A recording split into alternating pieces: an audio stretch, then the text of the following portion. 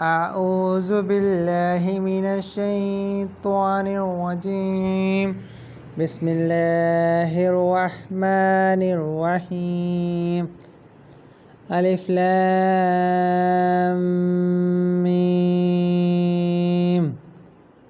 ذلك الكتاب لا ريب فيه هدى للمتقين الذين يؤمنون بالغيب ويقيمون الصلاة ومما رزقناهم ينفقون والذين يؤمنون بما أنزل إليك وما أنزل من قبلك وبالآخرة هم يوقنون أولئك على هدى من ربهم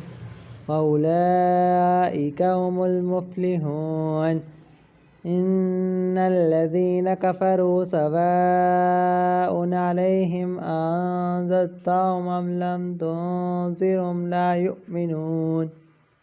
ختم الله على قلوبهم وعلى سمعهم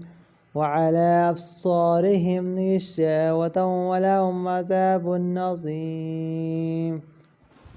لله ما في السماوات وما في الأرض وإن تبدوا ما في أنفسكم أو تخفوه يحاسبكم به الله فيغفر لمن يشاء ويعذب من يشاء الله على كل شيء قدير آمن الرسول بما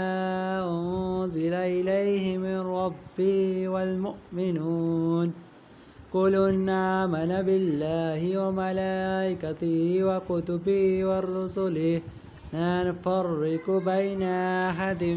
من رسله وقالوا سمعنا وأطعنا غفرانك ربنا وإليك المصير لا يكلف الله نفسا إلا وسعها لها ما كسبت وعليها ما اكتسبت ربنا لا تؤاخذنا إن نسينا أو أخطأنا ربنا ولا تحمل علينا إصرا كما حملته على الذين من قبلنا ربنا ولا تحملنا ما لا طاقة لنا به واعف عنا واغفر لنا وارحمنا أنت مولانا فانصرنا على القوم الكافرين صدق الله العظيم.